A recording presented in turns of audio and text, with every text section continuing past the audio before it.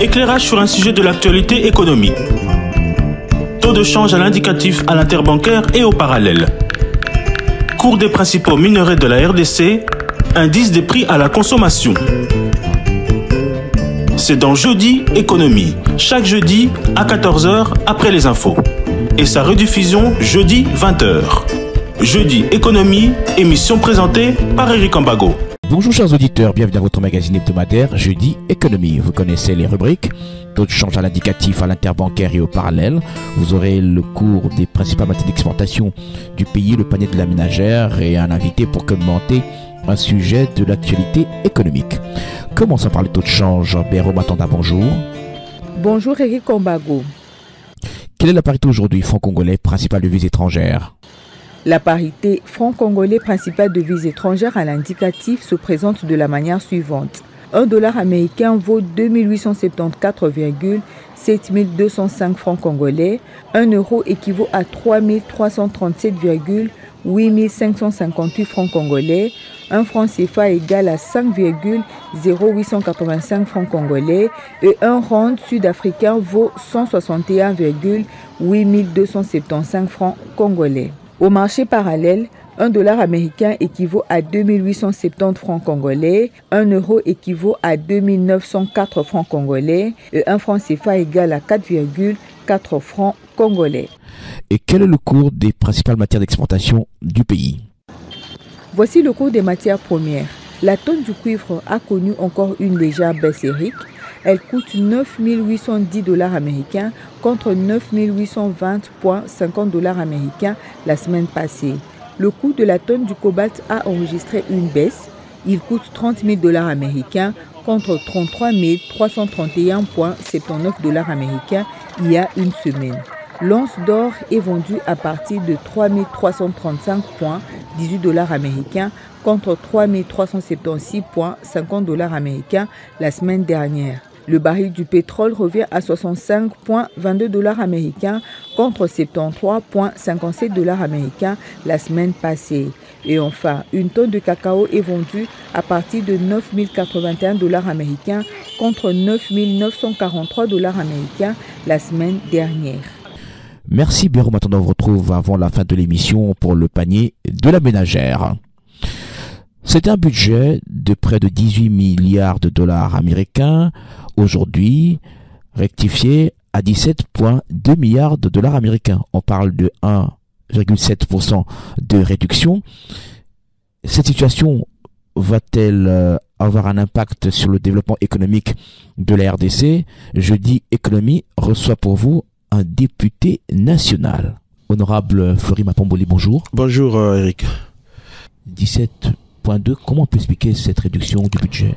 Alors je vais d'abord préciser les choses. La loi des finances 2025 a été votée en équilibre à hauteur de 51 553 milliards. Nous sommes passés à 50 692 milliards pour la loi de finances rectificative 2025. Si vous voulez convertir ces chiffres en dollars américains, nous étions donc à 17,4 milliards de dollars. Pas 18 milliards donc. Non, c'est 17,4 milliards de dollars.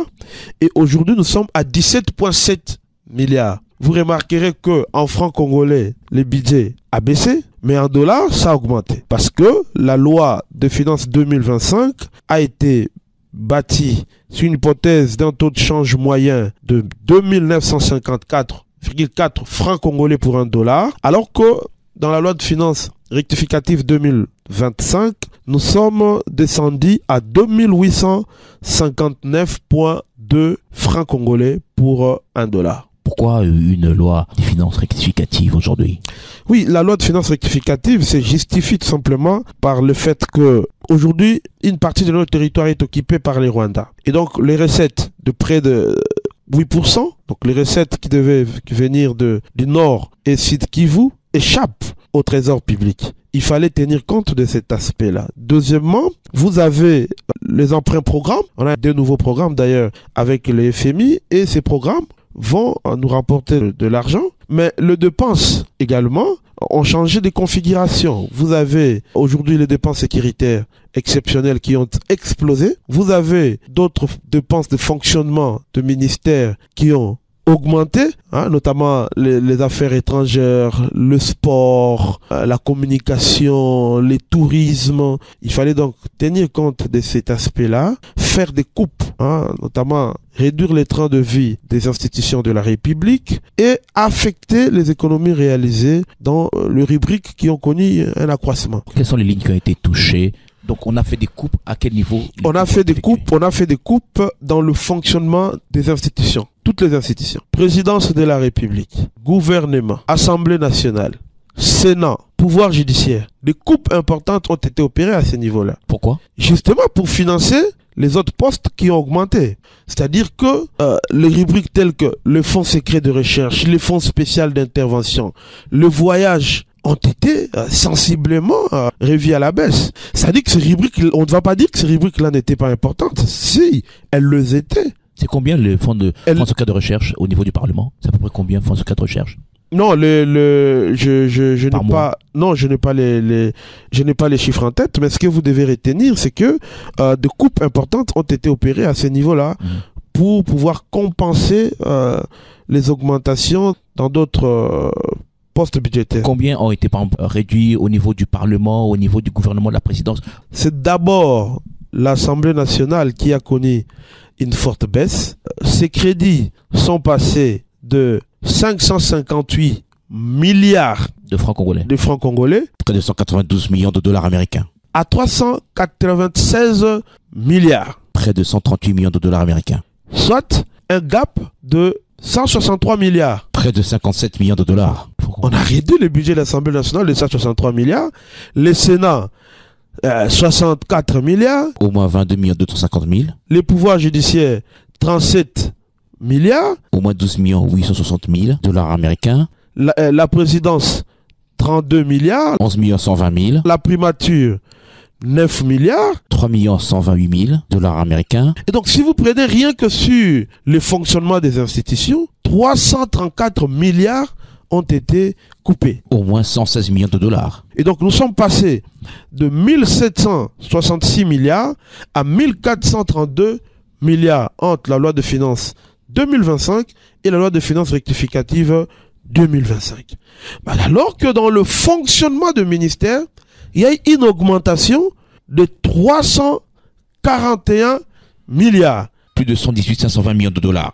Principalement la défense nationale, qui a vu ses crédits de fonctionnement augmenter de 86 milliards.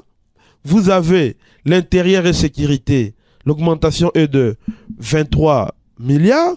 Vous avez les affaires étrangères dont l'augmentation est de 56 milliards. Vous avez la santé publique, 35 milliards de plus. Vous avez les PST, 29 milliards de plus. Vous avez le ministère du Tourisme avec 41 milliards de plus, etc. Pour quelle raison? Parce que justement, tout le monde devait serrer la ceinture. Non, mais c'est le ministère de la Défense ne devait pas serrer la ceinture. Parce que justement, on a coupé pour ajouter au service de sécurité. Le ministère de la Défense, le ministère de l'Intérieur. Mais nous devons aussi donner de l'argent au ministère des Affaires étrangères. Parce qu'aujourd'hui, la guerre, elle est également diplomatique. Ok? Nous devons donner des crédits au ministère du Tourisme qui doit vendre l'image de notre pays. Nous devons donner des crédits au ministère des Sports. Ministère des Sports. Coupes. Exactement.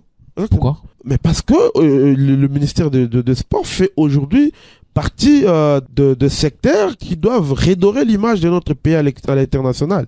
Au même titre que le ministère des Affaires étrangères et le ministère du Tourisme. Alors, à quoi servaient les fonds secrets de recherche ou d'intervention? Ça servait à quoi? Non, c'est des rubriques budgétaires. C'est des fonds qui sont mis à la disposition de chefs d'institutions, de ministres, etc. pour couvrir certaines dépenses d'ordre...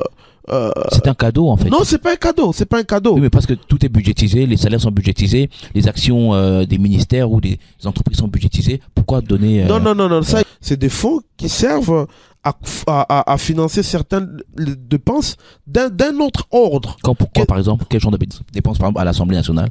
Il y a des missions. secrètes qui peuvent être effectuées par des services de sécurité, lesquelles missions ne peuvent pas figurer sur le budget ordinaire. Eh bien, ces fonds-là sont puisés souvent dans les fonds secrets de recherche. Vous avez certaines dépenses qu'effectue le chef d'institution, lesquelles dépenses ne peuvent pas figurer sur les autres rubriques budgétaires. Vous voyez, quand un président de la République voyage, vous savez que le président rencontre parfois nos compatriotes qui ont des problèmes. Il peut arriver que le président règle des problèmes urgents de certaines de nos ambassades, des problèmes qui ne peuvent pas émarger dans son budget. Dites-moi où est-ce qu'il peut puiser cet argent? C'est dans les fonds spéciaux d'intervention, dans le fonds secret de recherche, qu'on peut puiser de l'argent pour faire face à ce genre de dépenses. Alors, maintenant que nous sommes en guerre, nous nous sommes dit, attention, il faut qu'on réduise justement ces rubriques-là. Cela ne risque pas d'affecter l'efficacité de ces institutions? Non, pas du tout, parce que les postes stratégiques n'ont pas été réduits. Vous voyez par exemple les rémunérations de base n'ont pas été touchées. Mais on a touché à l'Assemblée nationale. Vous avez dit qu'aujourd'hui vous avez un peu moins de 5 000 $ américains. On n'a pas touché la rubrique rémunération. Non, mais vous avez d'autres rubriques. Oui. Vous avez d'autres rubriques de primes, etc. Et bien là, on a coupé l'entretien, par exemple, de bâtiments. On vous dit, donc, voilà, au lieu de tel montant, on réduit, débrouillez-vous avec ce qu'on vous donne. Salaire de base et avantages compris, vous êtes à combien aujourd'hui? Moi, ma rémunération est de 14 millions de francs. Oui, ça on le sait. Mais voilà. et les avantages, les primes, etc., c'est à combien? Ça fait combien au total? Bon, les primes peuvent avoisiner le même montant, le 14 millions également. Pour une enveloppe globale d'au moins 9 000 $. Pourquoi le Parlement ne s'est pas concentré sur la cinquantaine d'établissements aujourd'hui qui occasionnent des dépenses, on va dire entre guillemets, on disait inutiles, telles que l'avait déclaré l'ancien ministre des Finances Nicolas Kazadi, il fallait supprimer certains établissements? À ma connaissance, le président de la République a mis en place une commission justement pour travailler sur la viabilité de ces structures. À la fin de ces travaux, des options seront levées. Mais moi, en tant que député national, j'ai adressé une question écrite au ministre du Budget pour me transmettre les rémunérations qui émargent dans le budget annexe. Parce que c'est là, dans le budget annexe, qu'on loge toutes ces structures-là en ce qui concerne les rémunérations. Vous avez les recettes, par exemple, des hôpitaux, des universités. Ça émarge là, dans le budget annexe. Mais ici, dans l'enveloppe salariale, on a créé une rubrique qui devient un fourre-tout où on met n'importe quoi. Ou dans le budget annexe, on met n'importe quoi. Je demandais au ministre du Budget de me transmettre toute la liste des structures qui émarge dans le budget annexe, notamment en ce qui concerne la rémunération. Vous, député, vous pouvez demander par exemple que l'on supprime tel établissement qui n'est pas utile pour le pays. Ce sont des établissements qui sont créés généralement par décret du Premier ministre. Effectivement, nous pouvons faire des recommandations dans ce sens au gouvernement. C'est notre rôle, nous sommes le Parlement. Mais en tant qu'autorité budgétaire, vous pouvez déjà dire attention au gouvernement, attention, vous avez votre ligne et d'autant éviter de surcharger le trésor public avec des dépenses. C'est ce que nous faisons justement pour faire ce genre de propositions. Vous devez avoir tous les chiffres. Mais si vous n'avez pas tous les chiffres, vous ne saurez pas faire une analyse lucide. Alors cette réduction va plus profiter au ministère de la Défense nationale que vous ne contrôlez pas très bien. Non, le ministère de la Défense a connu des augmentations importantes. Ça, il faut le dire. Je vous donne un exemple. Les dépenses sécuritaires exceptionnelles. Ce sont toutes les dépenses qui sont liées aujourd'hui à la guerre. Eh bien, cette rubrique-là a connu une augmentation. Nous sommes passés de 1209 milliards à 5 de francs congolais, bien sûr. Plus de 420 millions de $ américains. À 5376 milliards. Vous êtes aux alentours de 1,7 milliard de dollars. C'est peut-être 1,8 par là. Voilà. Mais vous vous tirez les cheveux alors que il existe la loi sur la programmation militaire qui octroie un peu plus de 1 milliard de dollars à l'armée. Il faut faire très très attention. Nous sommes en temps de guerre. En temps de guerre, vous avez des dépenses qui n'ont rien à voir avec la programmation militaire. Où vous devez acheter des équipements bien listés, vous devez acheter des armes, des munitions, etc. Ça, c'est le budget de la guerre connu. Ça, c'est dans un cadre normatif. Mais aujourd'hui, c'est la guerre. Oui. Et pendant la guerre, vous avez des dépenses qui n'ont rien à voir avec la programmation militaire. Des dépenses, des opérations qui sont très très très importantes. Vous avez les dépenses de munitions, des armes que vous devez acheter immédiatement. Vous avez des primes que vous devez payer aux militaires qui sont engagés au front. Vous avez des dépenses de plusieurs natures qui n'ont rien à voir avec le budget de programmation militaire qui, je vous le rappelle, est pluriannuel. C'est pas un budget qui est prévu pour une seule année. Donc c'est normal que les dépenses sécuritaires exceptionnelles augmentent. La guerre a commencé depuis 2021, depuis 2022. Dans le budget qui sont votés depuis 2022, tiennent compte de cet aspect particulier, la guerre à l'Est. Je vais vous dire clairement, les dépenses entre 2022 et 2024 ont été très importantes sur cette ligne-là, dépenses sécuritaires exceptionnelles. Nous sommes toujours au-delà de 1 milliard depuis 2022. 2022, 2023, 2024, nous sommes au-delà de 1 milliard de dollars sur la ligne dépenses sécuritaires. Dépenses sécuritaires exceptionnelles sont différentes des dépenses ordinaires liées à la sécurité, à la défense nationale. Le fonctionnement de nos zones de défense, les dépenses de fonds de ménage, les dépenses qui sont liées au mouvement des troupes, etc., sont des dépenses parfois normales, qui ne marchent pas sur cette ligne-là. La ligne ici ne concerne que les dépenses liées à la guerre. C'est pourquoi on dit exceptionnel. C'est-à-dire que le jour où la guerre finira, vous n'aurez plus cette ligne avec autant de crédits. Autant de crédits. Vous aurez plutôt beaucoup de crédits sur les investissements, infrastructures matérielles militaires. Vous aurez sur le fonctionnement classique de nos forces de sécurité, l'armée, la police, etc. Vous aurez un budget classique sur les renseignements, etc. Ça, c'est vraiment différent. C'est au-dessus. Mais lorsqu'il s'agit de la guerre, c'est une situation exceptionnelle qui nécessite des dépenses exceptionnelles. Avec un budget de 17 milliards de dollars américains, si on prend 1,7 milliard pour la défense, c'est pas la mer à boire. Non, mais attention, il faut pas confondre. Voilà, il y a quelque chose que je voulais expliquer avant qu'on ne passe. Quand vous avez 17 milliards de dollars, 17,7 milliards, je vais vous donner la répartition. Sur les 17,7 milliards, vous avez 10,5 milliards des recettes internes, c'est-à-dire des recettes qui sont mobilisées par les régies financières. Vous avez 5,3 milliards de dollars des recettes extérieures, les recettes qui viennent de nos bailleurs, de nos partenaires, notamment les Fonds monétaires internationaux et la Banque mondiale. Ensuite, vous avez 0,3 milliard, donc 320 millions de dollars de budget annexe, et vous avez 1,4 milliard de comptes spéciaux. Les comptes spéciaux, c'est tel que le FPI, tel que Foner, ça c'est des comptes spéciaux, tel que Fonarev, c'est de l'argent déjà affecté à un objet bien précis. Donc, les fonds qui sont gérés par le ministre des Finances directement, c'est seulement ce sont les 10,5 milliards. Et c'est sur ces 10,5 milliards que l'on prélève les 1,7 milliards pour financer la guerre. En termes de pourcentage, vous avez la part de régie, c'est aux alentours de 59%. C'est 59% mobilisés par les régies financières. Vous avez 30% des recettes extérieures. Vous avez 2% de budget annexe et 8% de comptes spéciaux.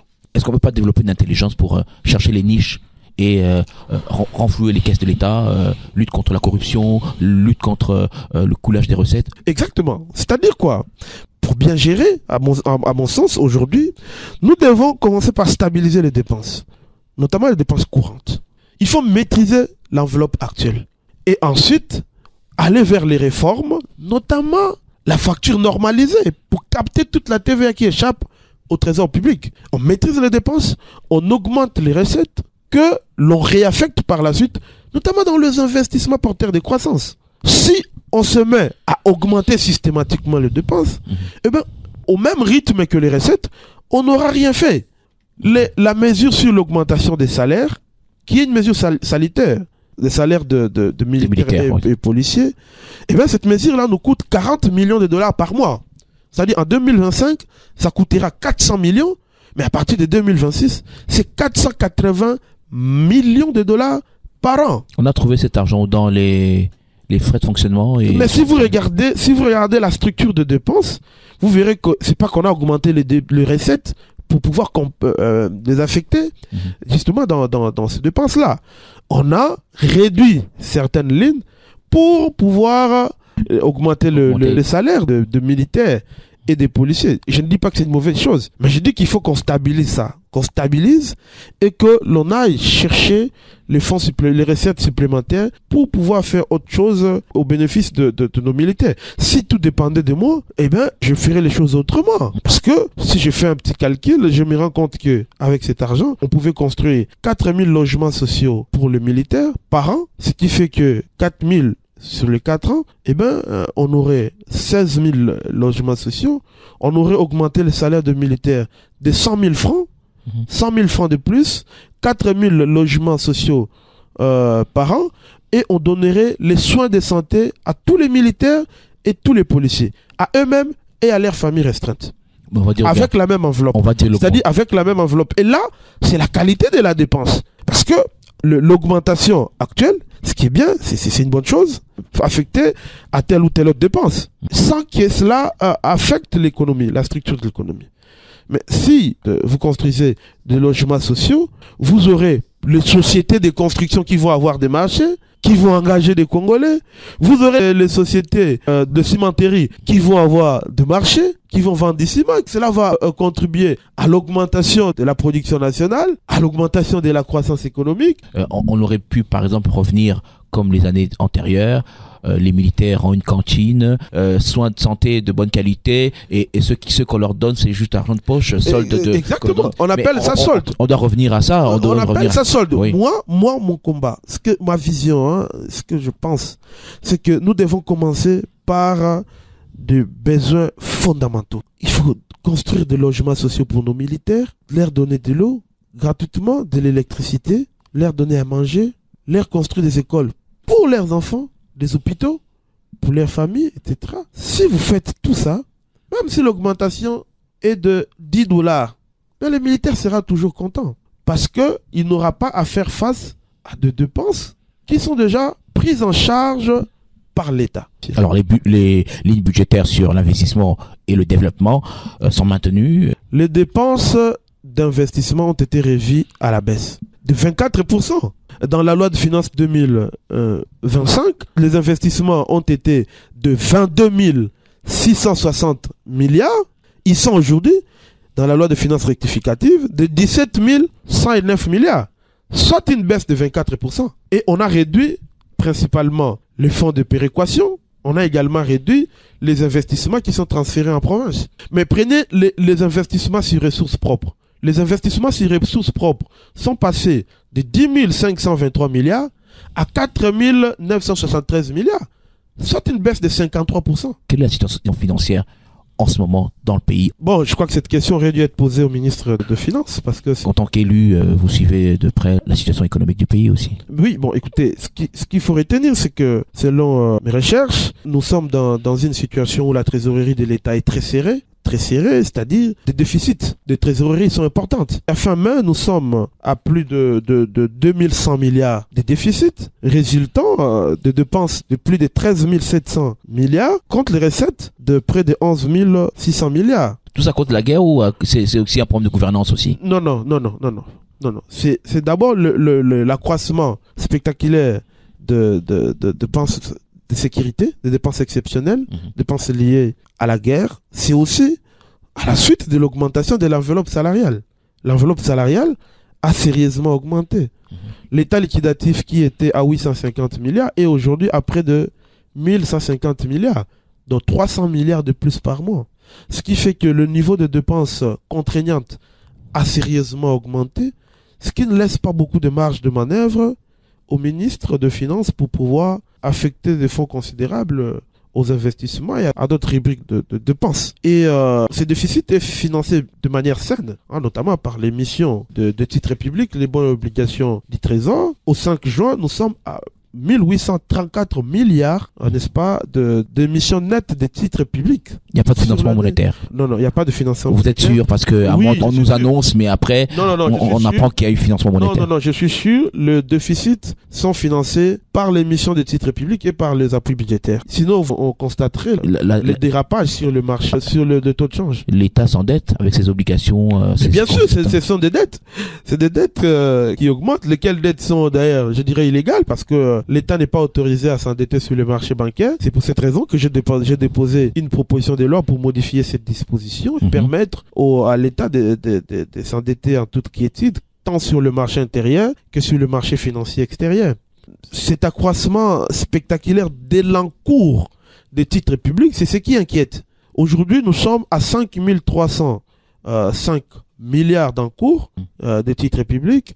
Et comme cet encours a des maturités courtes, c'est-à-dire c'est remboursable en 6 mois, 9 mois, maximum 18 mois, parfois rarement 3 ans, eh ben, nous entrons maintenant là dans un cycle de revolving, ce qui est très dangereux. C'est-à-dire qu'on s'endettera pour rembourser, non pas pour financer les déficits réels de trésorerie. Et ça, c'est très dangereux. C'est la seule crainte que j'ai en ce qui concerne l'endettement sur le marché bancaire. Mais on observe aussi que les dépenses en mode d'urgence continuent. Dépenses en procédure d'urgence ne veut pas dire détournement. C'est tout simplement un processus de paiement qui est très court, qui exclut la liquidation. La procédure, c'est quoi? C'est l'engagement, la liquidation, l'ordonnancement et le paiement. C'est-à-dire que le ministre sectoriel engage la dépense, le ministre du budget liquide, le ministre de finances ordonnance et la banque centrale paye. Mais la dépense en procédure d'urgence, c'est que le ministre sectoriel engage, le ministre sectoriel écrit au ministre de finances, qui à son tour ordonnance sans la liquidation. C'est ça la procédure d'urgence. Le ministre de finances reçoit la demande, n'est-ce pas, et paye. Parce qu'il y a des dépenses, les dépenses de sécurité, il y a des urgences extrêmes. Et le ministre est dans l'obligation de réagir rapidement. Qu'est-ce qu'il fait? Il paye et il régularise. C'est-à-dire, il paye, ensuite, il envoie le dossier au budget pour suivre la procédure normale et revenir pour régularisation. Il y a eu beaucoup de dérapages. Qu'est-ce qu'on va dire aujourd'hui? Parce qu'avant, on disait que c'était le détournement. Nous étions à 18% en 2023. 18% des dépenses exécutées en procédure d'urgence. Aujourd'hui, on est au-delà de ça. On va dire que l'actuel ministre a détourné. Non, il n'a pas détourné. Parce qu'il y a des impératifs. Il y a des dépenses sécuritaires exceptionnelles dont l'essentiel est payé en procédure d'urgence. On peut aussi suivre la chaîne de la dépense et aller vite. Non, c'est pas toujours évident. Comment pas évident? C'est possible. Mais c'est possible. Mais c'est possible. Non. C'est possible de passer par la chaîne de la dépense et de faire les choses rapidement et d'arriver au paiement dans les 24 heures ou dans les 12 heures. C'est pourquoi possible. Je vous dis que c'est pas évident. C'est pas évident. Mais c'est possible. Imaginez. Mais c'est possible. Non, c'est possible, mais c'est pas évident. C'est pas évident. C'est-à-dire que si le ministre décide de payer en procédure d'urgence, c'est qu'il y a une bonne raison. Pourquoi le ministre paierait en procédure d'urgence s'il avait la possibilité de faire payer rapidement en passant par la procédure standard? Je n'encourage pas la procédure d'urgence. Je pense qu'on doit travailler pour rester en deçà de 10%. C'est ce qui est recommandé. J'ai vu que le gouvernement s'attelle à cela parce que dans le programme avec le FMI, on nous dit clairement qu'il y a des objectifs indicatifs qui n'ont pas été respectés en 2024. C'est des objectifs indicatifs, c'est le niveau de dépenses en urgence et le plancher de dépenses sociales. Est-ce une raison pour dire qu'on a détourné les fonds publics? Non! Où on est avec le programme, avec le FMI aujourd'hui? Il faut encourager le gouvernement. Aujourd'hui, nous avons conclu avec succès la première revue du programme avec le Fonds monétaire international. Quand bien même que nous n'avons pas pu respecter des objectifs indicatifs et des critères quantitatifs, et le gouvernement a pris des engagements pour que lors de la deuxième revue, que l'on puisse revenir à la norme. Mais on risque d'avoir des soucis si cette guerre continue, parce que le solde budgétaire intérieur, c'est-à-dire le niveau de déficit, risque de croître, d'aller au-delà de ce qui est prévu. Et aujourd'hui, le solde budgétaire intérieur est au-delà déjà de 2000 milliards. Je rappelle que notre invité, c'est le député national Fleury Mapamboli. Avec vous, nous allons suivre le panier de la ménagère avec Béraud Matanda. Voici comment se présentent les prix des produits de première nécessité sur le marché. Un sachet de sucre de 5 kg coûte 18 000 francs et la mesurette Toussakombi coûte 1800 francs congolais. Un sac de riz de 25 kg coûte 64 000 francs voire 70 000 francs. Celui de la semoule de 25 kg varie entre 54 et 66 000 francs congolais. La mesurette ou écolo varie entre 2 500 et 4 000 francs congolais, c'est selon la qualité de la semoule. Un seau de cossette de manioc coûte 18 voire 25 000 francs congolais, c'est selon la grandeur. Une mesurette ou écolo de la farine de froment coûte 5 000 francs congolais. Un pain est vendu à partir de 500 francs congolais.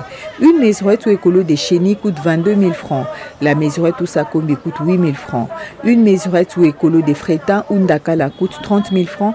La mesurette ou Sakombi coûte 10 000 francs, voire 13 000 francs congolais. Une mesurette ou copeau de haricots varie entre 2 800 et 5 000 francs congolais. Un tas de bananes plantains coûte 3 000, 5 000, 7 000 ou 10 000 francs congolais. Un tas de pommes de terre coûte 2 000, 3 000, voire 5 000 francs congolais. Une mesurette ou écolo de maïs coûte 2 500, 3 500, voire 4 000 francs congolais. Le carton de cuisse de poulet coûte 22 $ américains et le kilo est à 8 000 francs. Un carton de poulet sans emballage coûte 28 $ américains. Le poulet est à 13 500 francs congolais. Un carton de tripes coûte 28 $ américains. Le kilo est à 12 000 francs congolais. Un carton de poisson salé coûte 75 $ américains et le kilo varie entre 28 et 30 000 francs congolais. Un carton de chanchard 20 kg coûte 190 000 francs congolais. Le kilo est à 12 000 francs congolais. Une mesurette ou écolo de sel coûte 2 800 francs congolais. Un bidon d'huile végétale de 5 litres coûte 32, 33, voire 34 000 francs congolais et celui de 25 litres coûte 128 000 francs congolais. Un bidon d'huile de palme de 5 litres coûte 25 000 francs congolais. Une botte de feuilles de manioc coûte 3 000 voire 5 000 francs congolais. Une botte d'oseille coûte 1 000 francs. Une botte d'épinards coûte 3 000 francs. Les feuilles de patates douces coûtent 1 000 voire 2 000 francs congolais la botte. Un tas de fumba ou feuilles mijotées coûte 2 000 francs. Un filet d'oignon coûte 40 000 francs congolais, celui des ail est à 80 000 francs. Une gousse d'ail est vendue selon sa grandeur, 200, 300, 500 voire 1000 francs congolais. Un tas de tomates coûte 1500 francs congolais. Une mesurette écolo de piment coûte 5000 francs congolais. Une orange varie entre 300 et 1000 francs congolais. Une mangue à épines ou mangue à sende coûte 500 francs voire 1000 francs. Une mandarine coûte 500 voire 1000 francs congolais. Une chikwang bateke est vendue à 1000, 1500 ou 2000 francs congolais. Merci bien, maintenant on vous retrouve la semaine prochaine. Alors, honorable, des questions avant de nous séparer. Vous avez adressé une question écrite au ministre des ITP, Alexis Guizarro, sur l'évolution des infrastructures financées par Sicomine. Pourquoi?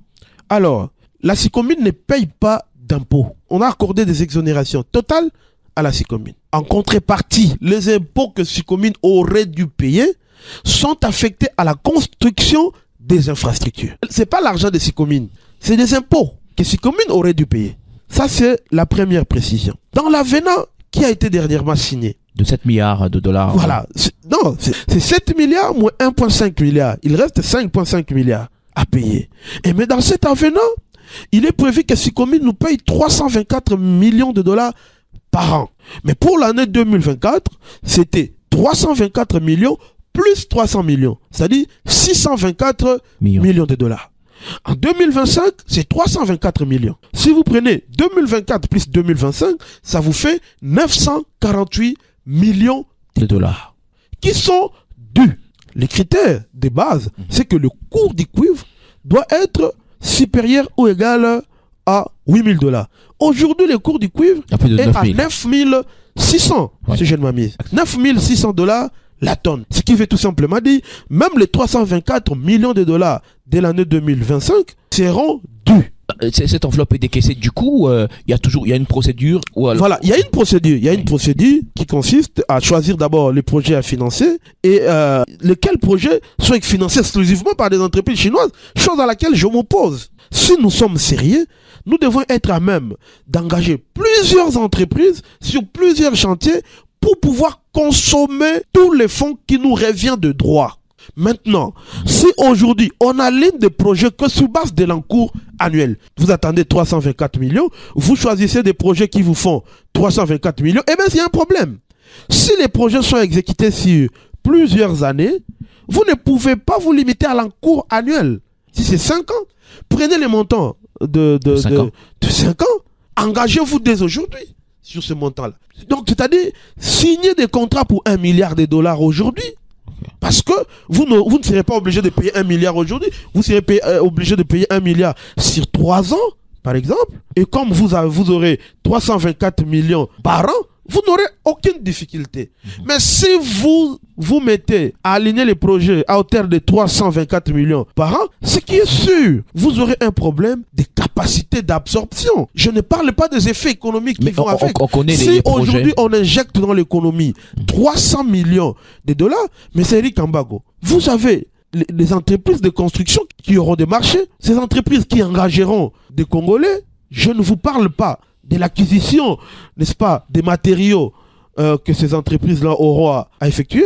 C'est-à-dire qu'il y a un effet multiplicateur derrière. Mais est-ce qu'il y a un plan de décaissement sur cette enveloppe? Est-ce qu'il y a un plan de décaissement? C'est pour cette raison j'ai adressé la question au ministre des Infrastructures et Travaux Publics pour me faire l'état complet des infrastructures censées être financées avec ces fonds. Si on laisse comme ça, eh ben, après 5 ans, on aura des chantiers partout, aucune inauguration, où on aura quelques petites infrastructures, 10 km ici, 5 km là-bas, alors qu'on peut s'engager sur 1000 km linéaires. On avait listé quelques projets, la rocade, les routes dans le Grand Katanga. À combien ces chiffres, ces projets, ils vont être réalisés sur combien d'années? Combien comptons-nous consommer cette année sur les 324 millions qui nous reviennent? Ce sont des questions légitimes que nous nous posons. L'objectif est d'accompagner le gouvernement à bien faire les choses pour le bien de notre peuple. Et si jamais vous n'êtes pas satisfait, vous passez à la... Je passerai à la vitesse supérieure et je n'hésiterai pas un seul instant. Honorable deal, États-Unis et RDC. Beaucoup, ça rapporte la sécurité, ça rapporte les emplois, ça augmente notre production nationale et de là notre croissance économique. Nous ne sommes pas préparés à recevoir on a parlé de 500 milliards de dollars. Est-ce que notre économie est prête à... Mais bien sûr, on a besoin de plus que ça. Vous allez me dire que on a atteint le plein emploi et qu'il y a des Congolais, tous les Congolais ont du boulot et que si on injectait 500 milliards de dollars aujourd'hui, on n'aurait pas la main d'œuvre locale. Si derrière ce deal, nous pouvons rassurer la sécurité des Congolais, protéger nos frontières pour nous permettre de nous développer. Monsieur Eric Kambago, si je prends une moyenne d'1 milliard dépensé depuis 2022 jusqu'à 2024, ça vous fait 3 milliards sur 3 ans. Ça vous fait 3000 kilomètres de route, s'il vous plaît. L'argent a été dépensé dans cette guerre stupide qui nous est imposée par les Rwandais. Vous êtes en vacances parlementaires déjà? Vous irez quand chez vous, dans votre fief? Déjà au mois de juillet, je serai chez moi à Kasongolunda pour rencontrer mes électeurs. Les finances publiques ont fabriqué des jeunes millionnaires. Fleury Mapamboli, sans emploi et locataire en 2021. Conseiller du ministre des Finances, Nicolas Kazadi, en charge de DTO et de la dette intérieure 2021 à 2024. Titulaire des comptes bancaires avec plus de 30 millions de dollars américains et de 2 villas à Kinshasa-Gombe à sa sortie du ministère des Finances en 2024, député national en 2024 et bénéficiaire des immunités parlementaires, président du plus grand club de football de Kinshasa. C'est notre confrère Eric Kouemba qui l'a plus son compte. Ce type-là est journaliste. Mais c'est un confrère. Confrère. Je n'aurais pas souhaité répondre à cette question parce que j'aurais souhaité me limiter aux questions économiques et financières. Mais comme il s'agit d'une question d'actualité, je vais y répondre. Vous savez, monsieur Eric, je suis un exemple de courage. Je viens d'une famille très modeste. Je viens de l'extrême pauvreté. Chômeur, non. C'est complètement faux. C'est depuis 2009 que j'enseigne au secondaire. Ensuite, j'ai reçu en 2014 un concours qu'on appelle Vodacom Elite.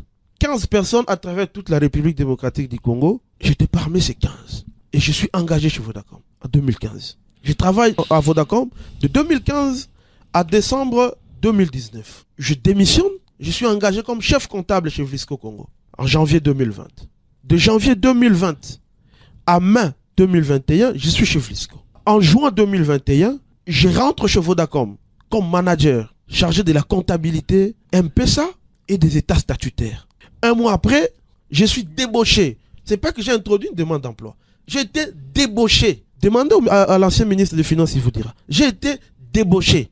Il m'a pris chez Vodacom et il a fait de moi son conseiller en charge de la trésorerie.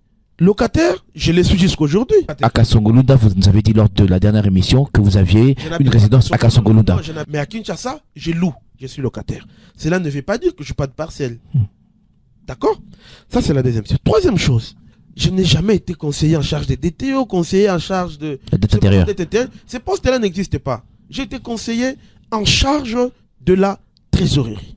On dit que je me suis fait député avec de l'argent. Je mets quiconque à défi de me donner la plus petite preuve de corruption ou de détournement de ma part. Titulaire d'un compte de 30... Eh bien écoutez... 30 millions de dollars. Mais où est-ce que tu peux trouver 30 millions de dollars dans ces pays? Je suis en charge de la trésorerie. Mais ça veut dire quoi? La trésorerie de quoi? La trésorerie public? Vous n'avez pas 30 millions de dollars? Je n'ai jamais... Vous avez combien? Vous avez combien? Non, monsieur Eric, vous ne pouvez pas me poser ce genre de questions. Je vous dis que je n'ai jamais touché cette somme. Je n'ai pas cet argent. Mais vous avez des comptes à Ecobank, à Sofibank, Equity BCDC. Vous avez ces comptes-là. Vous avez des comptes là-bas. Bien sûr, tout comme vous avez vos comptes. Oui, mais c'est là où sont logés les 30 millions. On est allé allez chercher les 30 millions. Je vous dis que je n'ai pas cet argent-là. J'ai jamais eu cet argent-là. Mais si demain, si je travaille dur, je pourrais l'avoir un jour. On dit que de résidence à Gombe. De résidence à Gombe. De villas, oui. Okay. De villas. Vous dites que vous êtes modeste, mais vous êtes président de l'SV Club, le plus grand club de foot de Kinshasa. Vous n'allez pas nous dire qu'avec 1000 francs ou 1000 dollars, vous pouvez être président du gouvernement. Pour diriger un grand club comme V-Club, il ne faut pas être quelqu'un qui a 10 000 dollars dans la poche. Hein. Non, Vita a un sponsor. Vita a un sponsor. Le sponsor de Vita s'appelle Milvest. Nous allons d'ailleurs bientôt signer d'autres contrats avec d'autres sponsors. Il faudra à la limite millionnaire pour être président de V-Club. Vous avez été désigné par hasard donc. Je suis dans Vita depuis 5 ans, monsieur Eric. Seulement 5 ans. Je suis dans Vita. Président. Non, je suis président. J'ai toujours été président de la section foot de Vita. Vous ne le savez peut-être pas. Mais président du club. Non, attendez. On sait que le président met la main à la poche. Regardez Mazembe. Vous le faites exprès ou vous ne voulez pas comprendre? Non, je pose la question aussi. Non, mais vous ne voulez pas comprendre ou vous le faites exprès. J'ai été président de la section foot de Vita depuis Bestine Kazadi. Oui. J'ai travaillé avec Bestine Kazadi comme son adjoint. J'ai travaillé avec Amadou comme son adjoint. Et lorsqu'Amadou démissionne, on me nomme président ad interim jusqu'à l'organisation des élections. Comme président, vous n'avez jamais mis à la poche. Mais je contribue comme tout le monde. Je peux contribuer. Nous avons des supporters qui contribuent. Je n'ai jamais détourné l'argent pour aller financer un club de foot. La personne derrière cette information est connue. C'est qui? Je lui ai écrit, je lui ai posé la question et elle a accepté. Vous allez porter plainte. Si je traduisais ces individus en justice, mais trouverez-vous quelqu'un de méchant? Je rappelle que notre invité, c'était le député national Florima Pampoli. Honorable, merci d'avoir répondu aux questions de Jeudi Économie. Merci, cher Eric. Merci à tous les auditeurs. Merci à mes électeurs de Kasongo-Lunda. Merci à Mickey Ménel, le réalisateur. Merci à vous, chers auditeurs. Vous pouvez suivre cette émission sur notre page Facebook Jeudi Économie avec Eric Ambago. À très bientôt.